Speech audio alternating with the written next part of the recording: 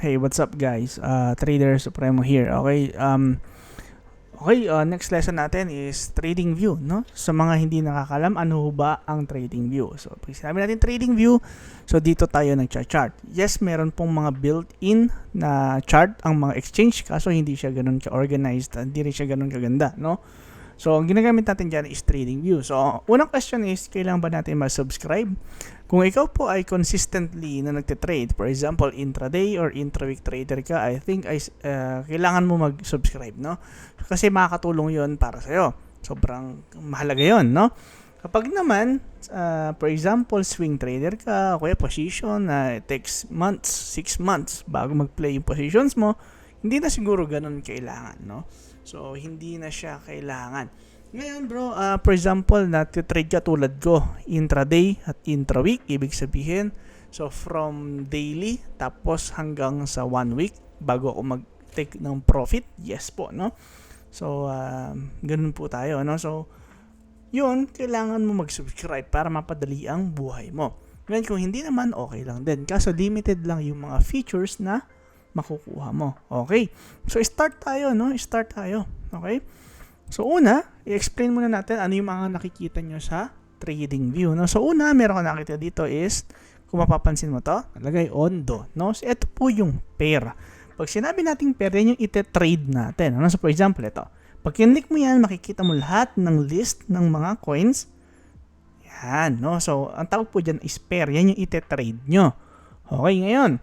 Okay, bibigyan ko lang kayo ng mga tips, ganyan, no? So, dito makikita nyo, meron dito nakalagay all stocks, funds, futures. Siyempre, dahil crypto lang ang tinitrade ko, so i-click ko crypto.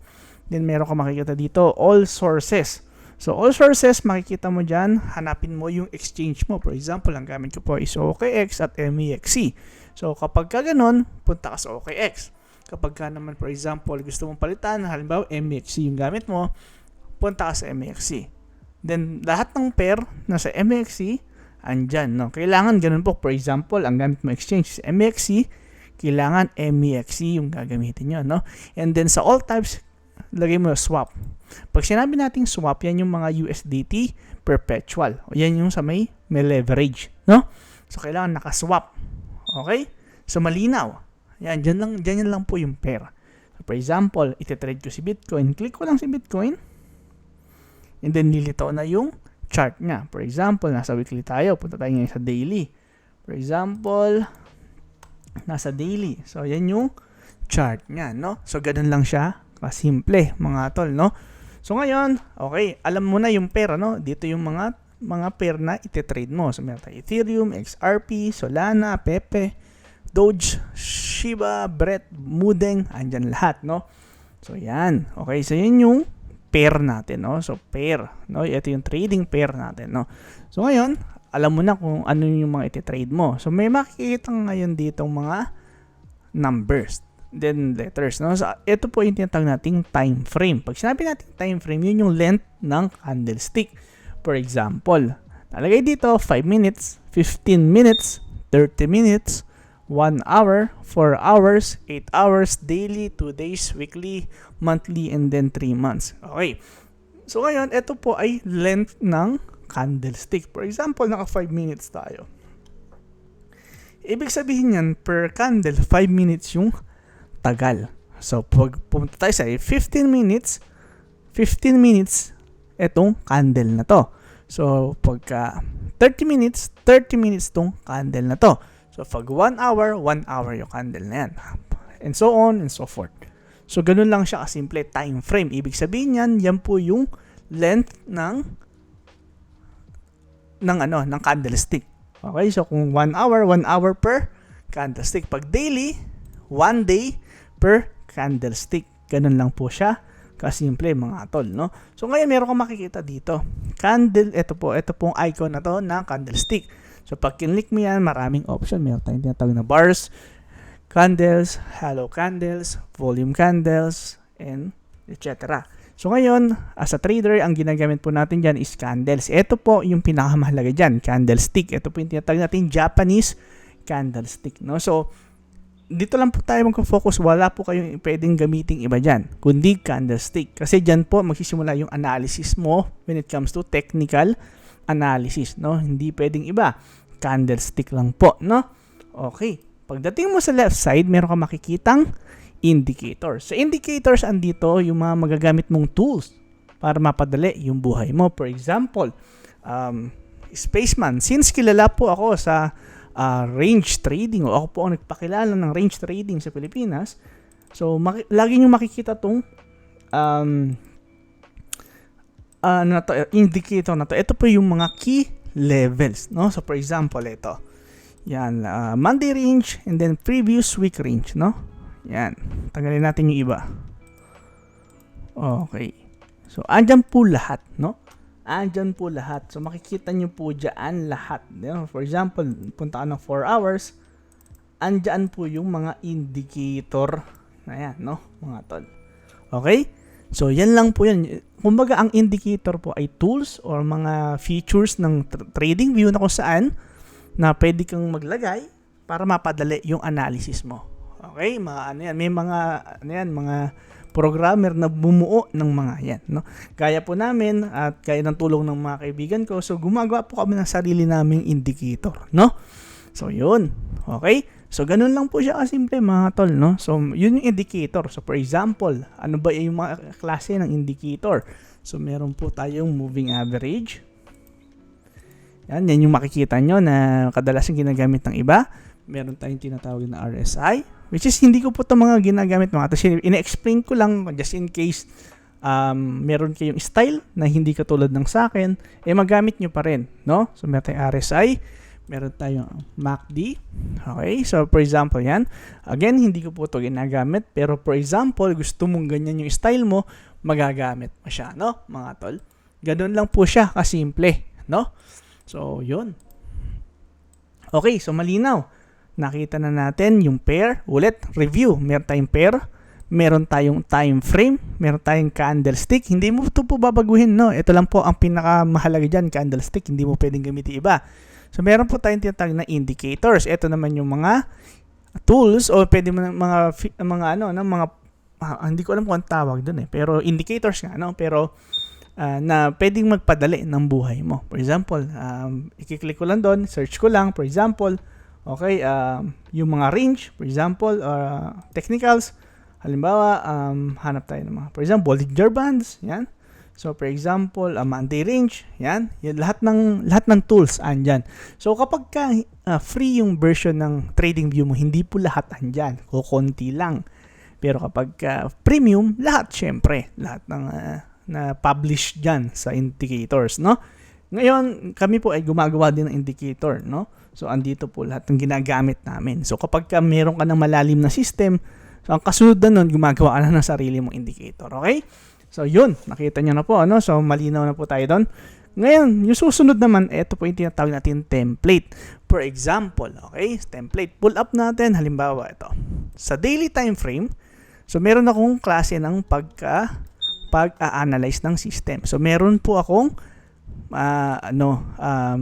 indicators na ginawa, and then meron po akong weekly separator, daily separator. Yun ngayon, dyan po magsisimula yung analysis ko when it comes to daily trading or intraday or papunta sa intra-week. Okay? Ngayon, ito pong template. So, for example, nag-set ako ng mga indicator ko. So, pwede ko siyang i-save as template para hindi ko kailangan siya ilagay every time na kailangan ko gamitin. Okay? Okay, so for example, weekly. Ito lang kailangan ko. Wala akong kailangan iba. So makikita mo siya agad. No, for example, sa execution. Okay? Low time frame. Okay? So makikita mo siya agad. For example, may session na kasi uabot na tayo sa intraday Okay, sa low time frame. So makikita mo siya pababa ng pababa yung time frame. Ngayon, ang tatawag po natin is template para hindi mo na siya kailangang i-pull up or i-set up every time. So, meron kang template, pag nilagay mo na yun, tapos na laban. No? Mabilisan. Okay? So, ganun lang po yun. Ano? Ganun lang po yung template. Etong alert, same lang po yan. For example, nasa range tayo. For example, weekly. For example, ito, weekly. Okay, weekly tayo, no? Halimbawa, gusto kong mag-short sa monthly open. So, pwede mo siyang gamitin. Yan. Lagay po kayo ng price. Anong price yung monthly open? 96,350. Set nyo lang 96,350. And then sabihin natin every time Bitcoin monthly open. Ano po yan, ano? Alert lang para hindi mo siya kailangang i-check sa lahat ng oras. So, ngayon, magkakakita ka ng ganito, no? So, pwede mo siyang igalaw o pwede mo siyang itutok para saktong-sakto, no? So, pag tumama dyan yung price, bumalik dyan yung price, ang mangyayari dyan, mga tol, ay magkakaroon tayo ng alert, no? Pwede siyang magkaroon ng alert sa phone mo, pwede siyang magkaroon ng alert sa mismong email mo. Andito po yan sa notifications, no? Andito po yan. Okay? So, ganun lang siya kasimple, no, mga tol. No? So, okay, malinaw na tayo. Iniisa-isa na natin, no, mga tol. Okay, burahin mo natin para kasi ayoko na maingay eh. Okay. Ang kasunod po niyan is replay. Replay, no? Sa replay naman, halimbawa, nagba-backtest ka kasi isa sa mga pinakamahalaga as a trader, as a student ng market, kailangan marunong ka mag-backtest. Kasi hindi naman pwedeng kapag katapos mo mag-trade, wala ka nang gagawin eh. Inaaral ho yan.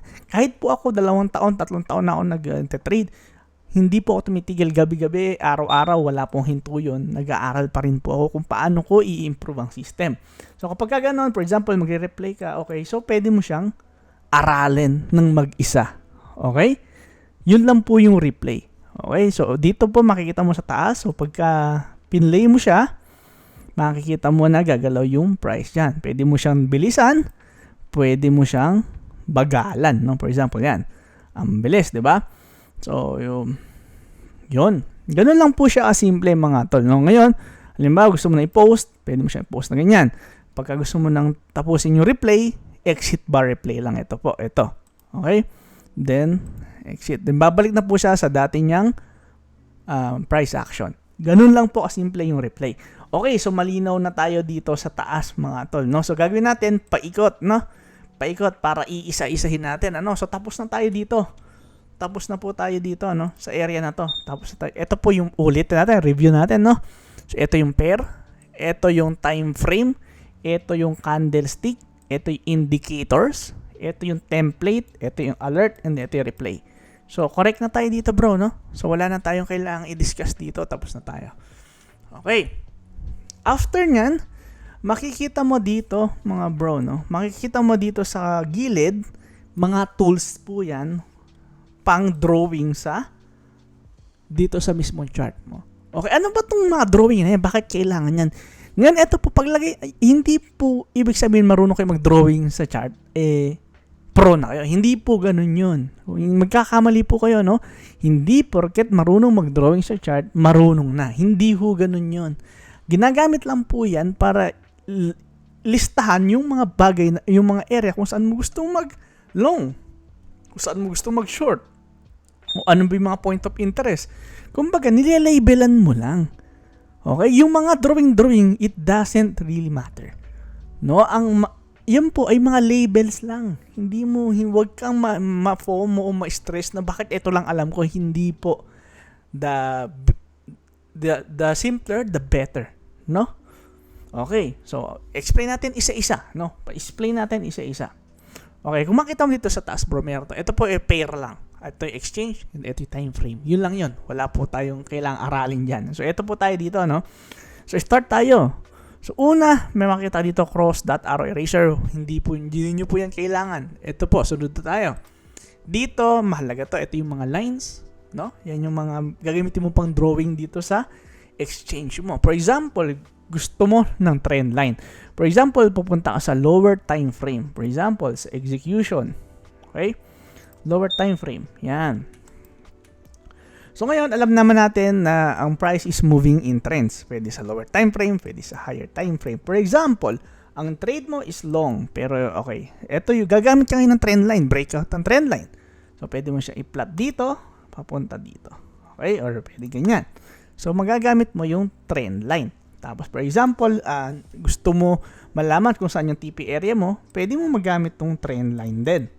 Okay? So yun po yung gamit ng trend line. Label lang ho yun, ha? O kaya basis ng trade mo. Ngayon, hindi po yun o wala po yung silbi kung hindi mo rin alam yung analysis mo. Kailangan alam mo basahin yan at alam mo kung bakit ka papasok sa trade na yan. Yung mga yan ay para lang malaman o maging alerto ka kapag ka nagkaroon ng breakout. Wala pong kinalaman yan kung gaano kagaling ang isang trader. Okay? So, for example, ito. Let's start.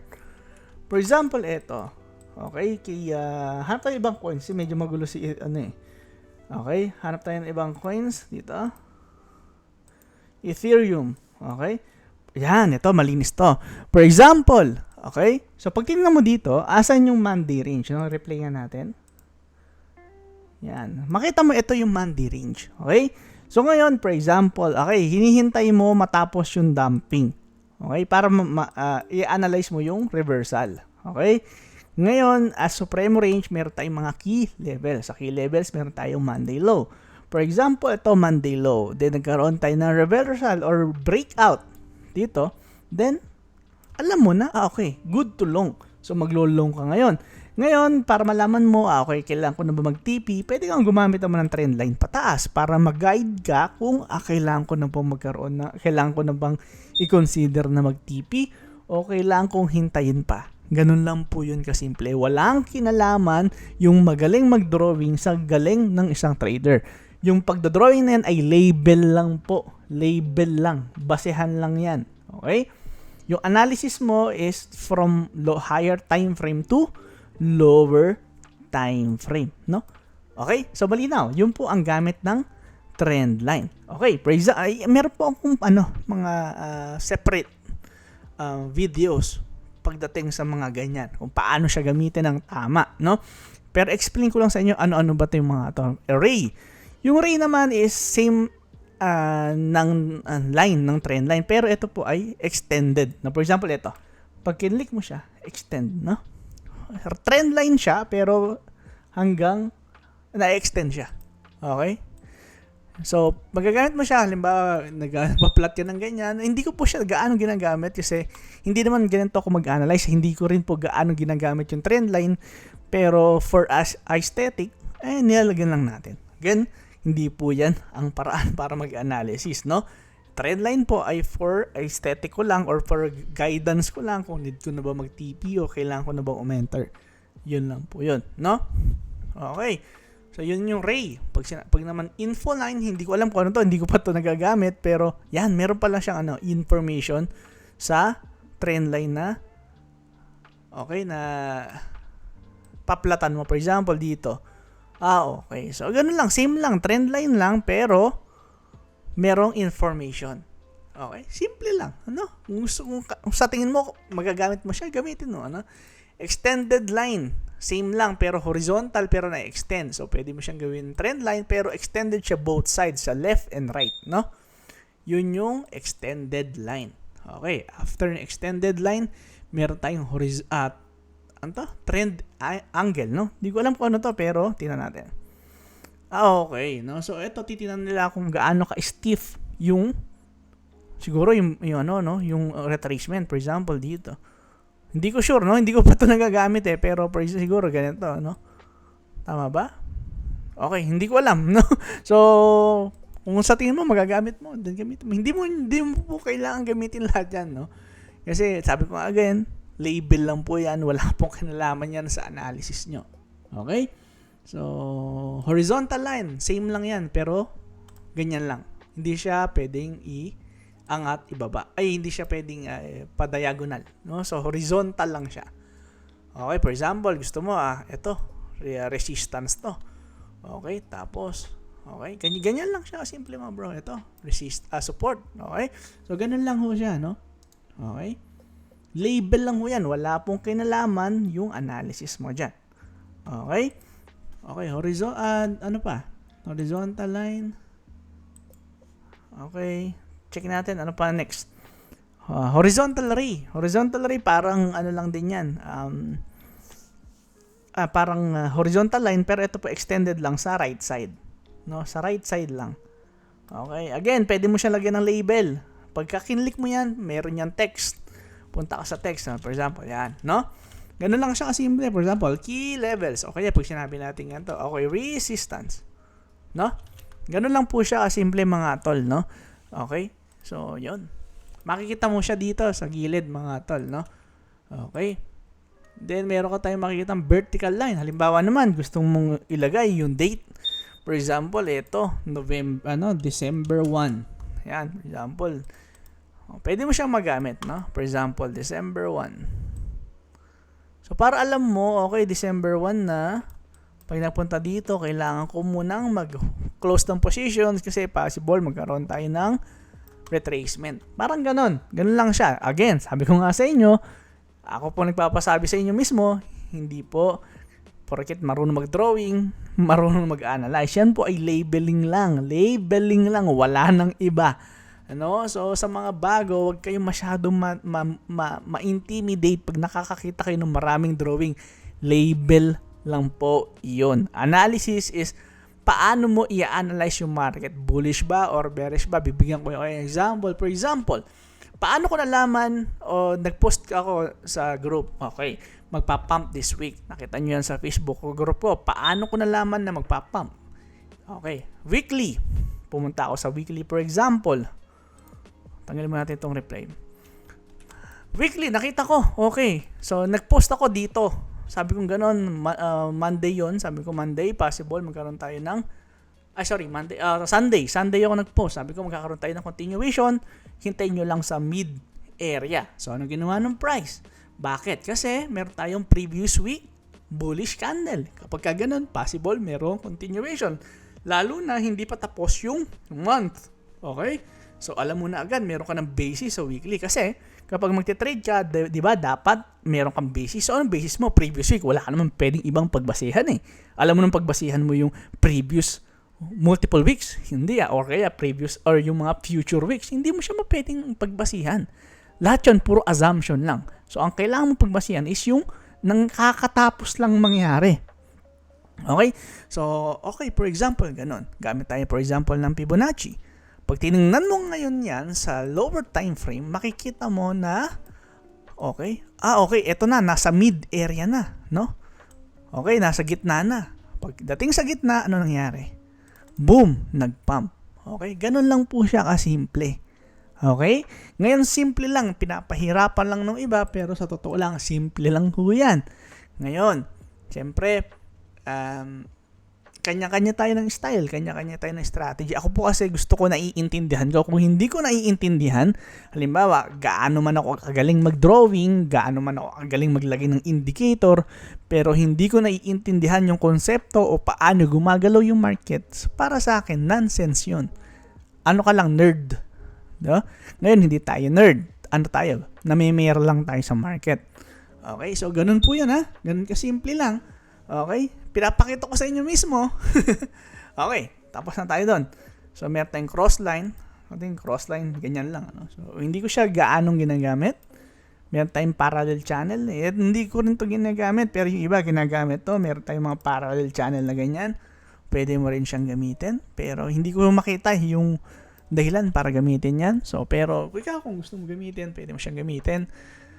Regression trend, flat bottom, pitchfork, wala akong ginagamit dyan. Again, sabi ko nga sa inyo, kailangan naiintindihan mo yung price. Kailangan naiintindihan mo yung konsepto paano gumagalaw yung price. Yung mga drawing na yan is for labeling lang para pag pumunta na dyan yung price, kailangan mo nang umenter. Wala pong kinalaman yan sa analysis. Okay? Okay. Malinaw tayo dyan. Okay, next. Fibonacci. Ito, Fibonacci. Ito po isa sa pinaka gamit ko, no, sa Fibonacci retracement. Yung mga iba na to, hindi ko na siya ginagamit. Isa lang ginagamit ko dito, Fibonacci lang. So, ano ba yung Fibonacci? Fibonacci, susukatin mo lang yung range. Tandaan niyo po, Fibonacci is range. Okay? Kaya po doon ako nagsimula, range, di ba? Ito, for example, ito yung isang range. For example lang, ha? For example, ito. Okay? So, makikita mo yung mga areas kung saan nagkakaroon ng reaction yung price. Ngayon, okay, ito kasi hindsight lang eh. Pakita ko lang sa inyo yung tamang paraan. For example, weekly. Gagamit ka ngayon ng Fibonacci retracement. So, Fibonacci, okay? For example, yan. Kaya kung bakit ko nahuhulaan o bakit ko na-analyze na magkakaroon ng pump at kung kailan. Okay? So, yan yung mga yan. Pag pumunta ka sa daily, makikita mo, okay. Sorry. Balik. Naigalaw ko. Yan. Okay.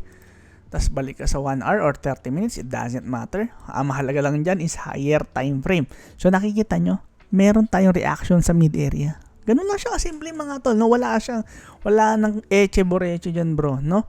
So nakakita ka na ng reaction sa mid-area. Then, ano mo na yung entry mo, no? So ganun lang po siya kasimple. Ngayon makakapag-risk ka ngayon.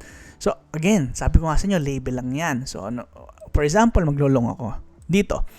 Lagay ako ng stop loss below niyan. Tapos for example, 5:1 or top, which is 5:1. May risk ako ngayon. At least alam mo lang yung label. Alam mo yung invalidation mo. O kaya kung gusto mo, ibababa mo pa ng konti. Alam mo yung invalidation mo. Ganun lang siya kasimple mga tol, no? Walang kahirap-hirap. Okay? Okay. So, nice, no? So, malinaw na tayo. Dito sa area na to, Fibonacci lang po yung kailangan natin gamitin, no mga tol?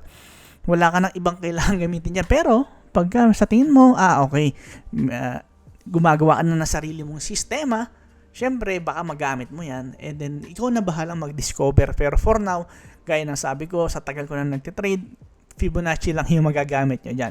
Okay?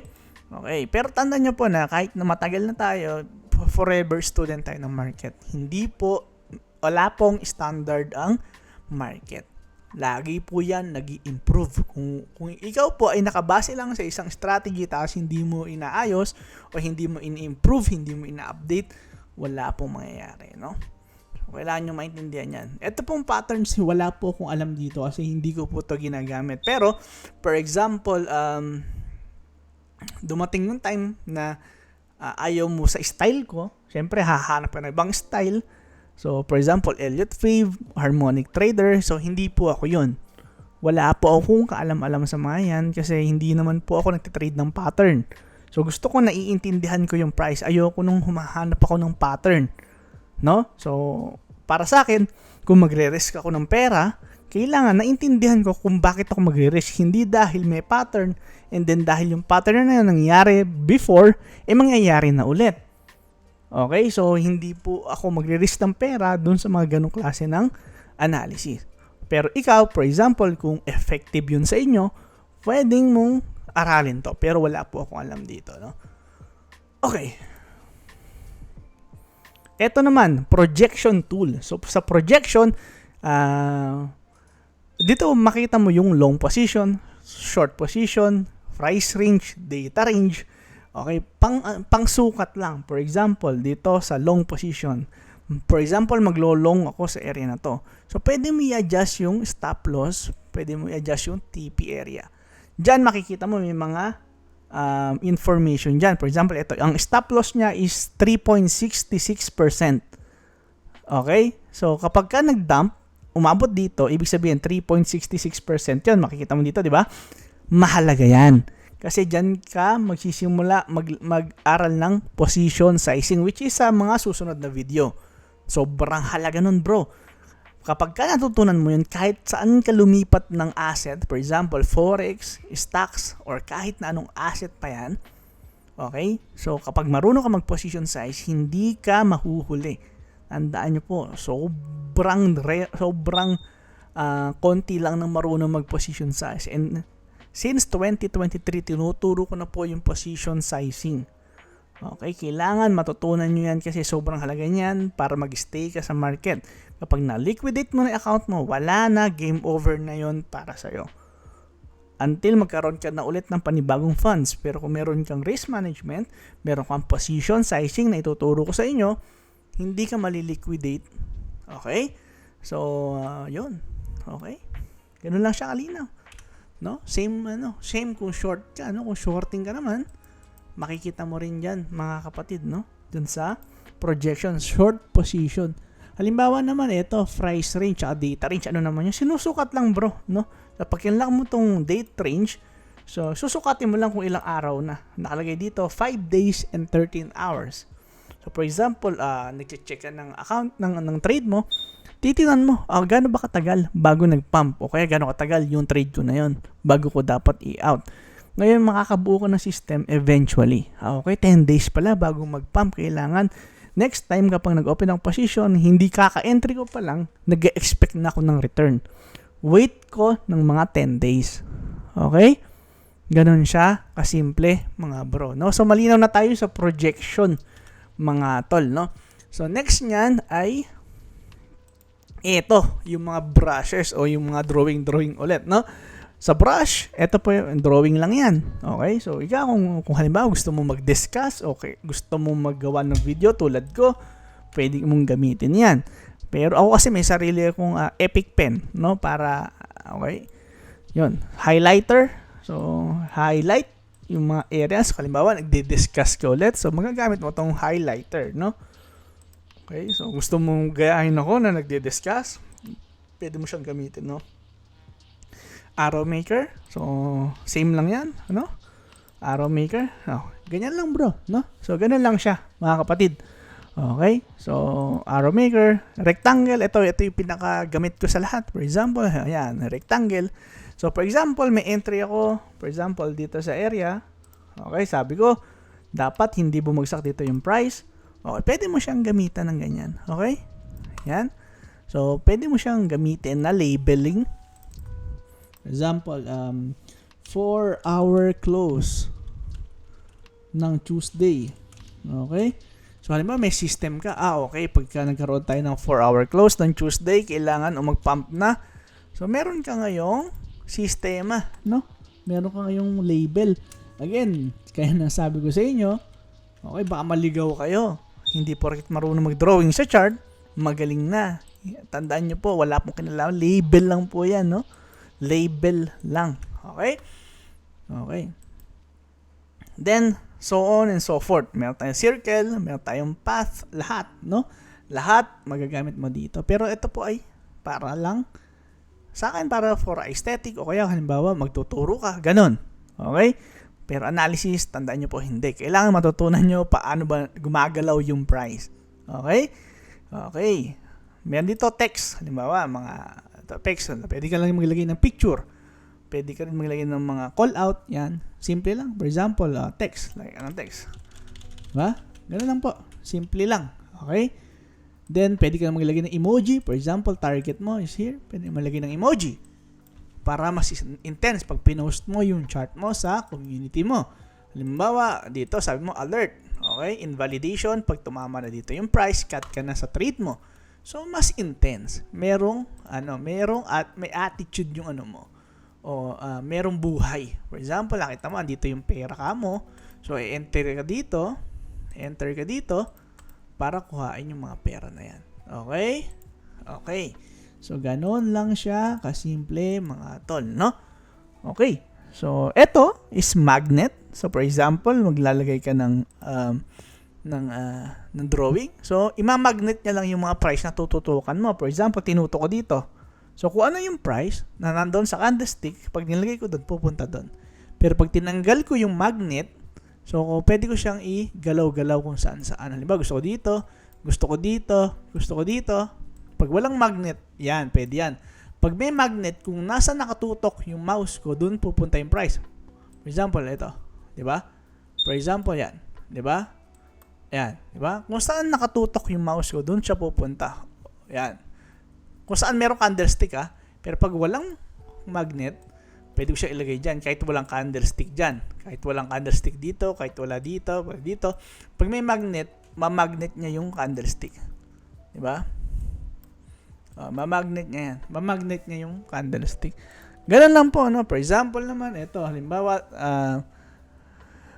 marami ka ng screen. So, pwede mong gamitin to para, halimbawa, nag-drawing ako dito, makikita ko siya sa kabilang screen. Okay? So, malinaw. Okay? So, tapos na tayo dito, mga tol, no? So, halos patapos na tayo kasi ito lang naman yung mahalaga dyan, yung taas, itong gilid, yung left side.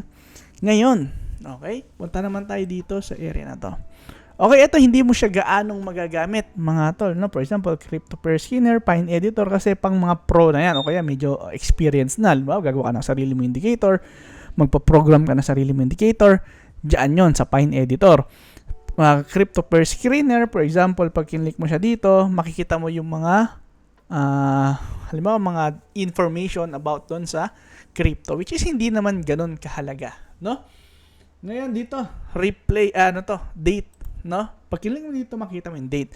So, for example, gusto mo, halimbawa, ngayon is December 3. So, gusto mo malaman kung anong ginawa nung December 3 nung 2023. Tapos December, tapos 03. So, click mo lang, babalik ka dun sa December 3. Okay?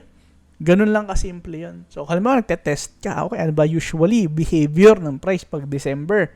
Okay, so meron kang basis. Mabilis mo lang siya mapupuntahan. Hindi mo kailangang scroll kung saan-saan. Okay, for example, 2022. Ano bang ginawa ng price nung December? Okay, so mapupuntahan mo siya nang hindi ka nahihirapan. Okay? Ganun lang siya kasimple. So, tapos na tayo dito sa taas. Tapos na tayo sa gilid, sa left side. Tapos na tayo sa baba. So, ano na yung kasunod? Itong right side. No? So, yung right side na to, okay, medyo okay din to. Okay, pero hindi siya ganoon kasing halaga gaya ng sa top side at sa left side, no? Pero turo ko pa rin sa inyo. Okay? Okay, no? Okay, let's start. Una, meron kang makikita dito, mga tol, no? Makita mo dito. Ito kung gaano karaming screen yung gusto mo. For example, gusto mo ng 3. Pwedeng 3. Okay? Pwedeng 3. Okay? Halimbawa, gusto ko ng 2 lang. Pwedeng 2 lang. Gusto ko ng marami. Pwede 6. Depende sa laki ng monitor mo. Pwedeng ganon. Okay? Dito po yun, no? Dito yun. Okay? And then, dito, pwede mong isave yung layout na yan. For example, ito yung gusto mong layout. Pwede mong isave. Lagyan ka lang ng save layout, no? Okay. So, tapos ito, may makita dito is, itong settings icon, dito mo makikita yung anong gusto mong timpla ng chart mo. For example, sa candlestick, gusto mo white, ayaw mo ng green. O kaya, halimbawa, gusto mo ng green at gusto mo ng red. Diyan makikita mo na, okay, pwede mo siyang baguhin. Pero dahil gusto ko white and black lang, kasi siyempre, sobrang tagal ko sa screen, araw-araw, hindi pupuyat, hindi pwede sa akin yung mga ganong klase kasi magagamit masyado yung mata ko. So, dun lang ako sa mga neutral colors, which is black and white. Okay? Status line, hindi ganun kahalaga. Scales and line, hindi. Canvas, ito yung, for example, background. Gusto mo ng black, pwedeng black. Gusto mo ng blue, pwedeng blue. O gusto mo ng green, pwedeng green. Depende sa style mo, no? Dito mo siya makikita.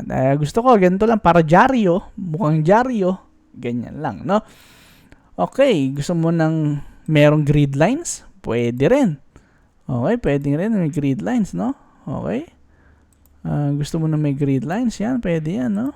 Kung gusto mo na mayroong vertical and horizontal grid lines, tapos gawin natin black, pwede yan mga tol, no? Pero kung ayaw mo naman ng ganyan, none na lang. Okay? Okay, watermark, kung gusto mo lagyan ng watermark, pwede rin. Pero nakakagulo yan, no? Kasi ang dumi. Text, halimbawa, itong mga text, mga bro, gusto mo ng malaki, yung 40, okay? Kung medyo malabo mata mo, gawin mo 22, medyo malabo mata mo. Okay, kung hindi naman, pwedeng 16 or 14, no? Okay. Tapos lines, okay, ikaw na bahala, no? So yun lang bro, yun lang yung mahalaga. Tapos na, no? Ngayon, ito. Ito po, isa sa pinakamahalaga mga bro, no? Ito, picture. For example, meron kang community. Pwede ka mag-take ng picture. So, download image. Then, magda-download na yung image na yun. Pupuntahan mo lang sa downloads. Okay? So, etong picture icon lang na to, yung snapshot, no? So, halimbawa, ito, makikita mo siya sa downloads, no? So, yun lang. Ngayon, ano ba tong mga gilid na to? Mahalaga ba tong mga to? Sige, papakita ko sa inyo kung ano yung mga kailangan nyong gamitin dyan, no? Mga bro. Okay, start tayo, no? For example, ito. Ito po yung pinakamahalaga dyan, watch list, no? For example, ito, watch list. Merong plus sign, add ka ngayon. Gawa ka ng sarili mong watchlist. Bakit kailangan mo ng watchlist? Ito hindi po to tinuturo, no? Usually hindi nila to tinuturo, pero ito yung mga bagay na sobrang hahalaga. Bakit? Kailangan meron kang mga certain or specific coins na dapat binabantayan. Bakit? Kasi para meron, for example, intraday or intraweek trader ka, may mga coins kang gustong tinitingnan. Okay, so o meron kang, for example, 10 coins to 20 coins na binabantayan para doon ka hahanap ng mga setups mo. So, makakabisado mo siya. Hindi yung hahanapin mo siya. For example, Ethereum, DOT, Solana, BNB, type mo pa. Hindi ho. So, i-add mo lang silang lahat. So, for example, Bitcoin. For example, gusto ko gumawa ng 10 lang na coins, no? For example, 10 coins lang. Ngayon, 1, 2, 3, 4, 5, 6, 7. So, 3 pa. For example, yan. Meron kang 10 ngayon. Ngayon, mababantay mo siya. Scroll ka na lang ngayon. Sitting pretty ka na lang, bro, no? So, scroll ka na lang kasi meron kang watchlist. Binabantay-bantayan mo na lang, no? Ganun siya kasimple, mga bro, no? Binabantay-bantayan mo na lang. Okay? So, halimbawa, naka-TA siya lahat sa'yo. So, hinihintay mo na lang. Kung scroll ka na, hindi mo na kailangan mag-type. Okay? Halimbawa, pwede mo naman lagyan. Halimbawa, bullish ako kay Ethereum, pero bearish ako sa meme coins. O meron ka ngayon, flag. Pwede mo siyang i-flag. Gusto mo tanggalin yung flag, unflag mo lang. Ganun lang siya kasimple. Halimbawa, gusto mo pa dagdagan kasi feeling pro ka na. Okay, right click, add section. Lagay mo lang dito ay yung mga, okay, group B. No? O, add mo ulit. Halimbawa, add ka ngayon, mga sabihin mo ng 10 ulit. No? Feeling pro ka na. Kala mo, kaya mong bantayan lahat yan eh, no? So, yan. Okay? So, makikita mo siya, no? Mapapasukan mo yung gusto mong pasukan, mga bro. No? Ganun lang siya kasimple. No? So, ngayon meron kang watchlist. Tandaan nyo po, no, na sobrang halaga nito. Sobrang halaga nito, mga bro, no? Okay. So, alerts. Ito lang po yung mga sinet mong alerts. Di ba, tinuro natin kanina kung ano yung alerts? Yan lang po yung mga alerts na sinet nyo kanina. So, kung halimbawa, nag-create ako ng alerts. For example, dito, naglagay ako ng alert sa 2.1 XRP. Okay? So, pagka kinrate mo yan, lalabas po siya dito sa alerts. Okay? Alerts. Halimbawa, ayaw mo na. Remove mo lang. Ganun lang siya simple, mga bro, no? So, eto, object 3. So, eto po kung ano yung dinrawing nyo dito, lalabas po dito yan para ma-organize nyo. For example, eto. Yan. So, makita mo, meron ka nilagay na rectangle. Pwede mo siyang i-lock or pwede mo siyang hindi nakikita. Okay? Yan. Or kaya, halimbawa, gusto mo lagyan siya ng salita. Okay, yan. Makita mo, gusto mo i-lock. Ngayon, hindi mo siya magagalaw kasi naka-lock. Ngayon, gusto mo nang hindi siya makita muna. Mawawala siya. Hindi mo kailangan burahin. Okay? So, yun lang ho yun. No? Okay, so yun lang po yan, no? Okay, so tapos na tayo dito, bro, sa may object 3. So, ako hindi ko siya gaano ginagamit. Okay, lalo na kapag matagal ka na. Kasi, i-organize mo pa. So, hindi. Ito po, my ideas. So, hindi ko to siya ginagamit, no? Okay, ito, chat. Kung gusto mo mayroon kang ka-chat. Kung cheater ka, tapos gusto mo maghanap ka ng ka-chat sa ibang, gamitin mo itong TradingView para di ka mahuli. No? Stream, di ko alam yan. Notification, di ko rin alam, di ko ginagamit. So, yun lang. Ito po hindi po ako nag-ano sa inyo na to, no? Baka magalit sila sa akin eh, no? Okay? Okay. So, yun lang, bro. Yun lang. Ganun lang siya kasimple, mga bro, no? Okay. So, meron pa ba akong na-miss? Wala na ho, no? So, yun lang po yung kailangan mo malaman sa TradingView. Okay? So, bigyan ko lang kayo ng example ng paano mag-analyze. Okay? Gamit yung TradingView. Okay? Okay. For example, pupunta muna ako sa monthly. Okay? Okay, nakita ko, ganito yung price. Okay, wag to. Kasi walang kwenta tong coins na to. Hanap tayo iba. For example, Solana. For example, nakita ko dito, yung price is nagkakaroon na ng pag-pump. Okay? Dito sa monthly na to.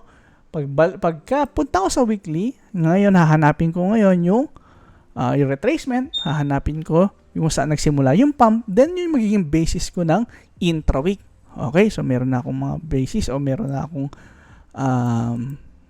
point of interest. For example, dito. Nakita ko dito, nagkaroon ng red, which is possible retracement. Kasi pump, then retracement. Then, kasunod nun ay possible continuation. Ngayon, makikita mo dito, ano dito? Red week. So, ano possible na meron dyan? Low. No? So ngayon, gamit ang Supreme Range, pwede mong masabi na ito po ay possible previous week low trade. Okay, so kung may previous week low trade ka, madali mo siyang makikitaan ng setup, no? Lalo na kung alam mo na kung paano gumamit ng Supreme Range, no? Then pupunta ka lang sa execution, and then mate-trade mo na siya agad. Hanapin natin yung area na yon. Ito. Okay? Yan. Nakikita mo dito. Previous week low, sweep, and then boom, boom, boom, boom, boom. Okay? Nakita mo? Okay? So, ganun lang. Again, sabi ko nga sa inyo, ito po ay label lang. Yung pag-analyze, depende po yan sa'yo kung paano at gaano kalalim ang alam mo sa market. Kung wala kang alam sa market at kahit gaano ka kagaling mo drawing, kung hindi mo alam kung kailan o ano man gagawin ng market, hindi po yan magagamit. Okay? Okay, so malinaw tayo doon. Malinaw tayo. So yun lang. Yan po yung trading view tutorial natin. Sa mga susunod ulit, aralin nyo lang to, no? Para sa mga bago, no? Ngayon, bakit ako bumalik? Kasi po, feeling ko, puro hype na lang yung nasa market. Wala akong nakitang nagtuturo na. Puro hype, puro ganito, puro ganyan, puro flex. Paano naman yung mga bago? Paano yung gustong matuto kung puro hype, puro flex, tapos magsisingaling kayo ng kung ano-ano? O, medyo sabi ko, tangin na kailangan kong bumalik kasi eto na naman tayo, pattern na naman. Okay, so yun. Okay, so okay, upload ko to.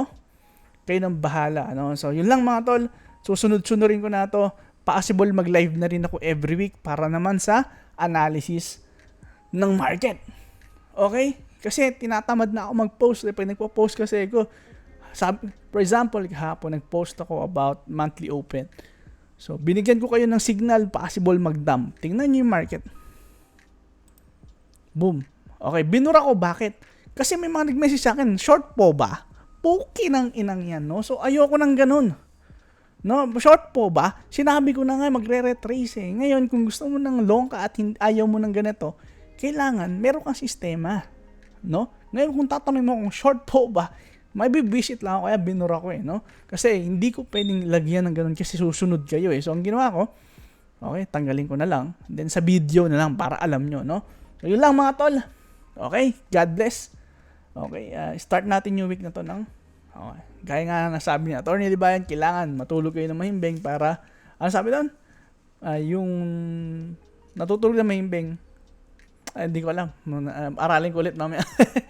Pero tumata kasi sa akin yun kasi medyo relax ako ngayon. Hindi ako gaano na ano. So, dapat natutulog kayo ng mahimbing. No? Tapos umiinom kayo ng tubig. Yan. Yun lang mga tol. No? So enjoy nyo lang to. And then mga possible tutorial pa. No? So yun lang ulit. God bless.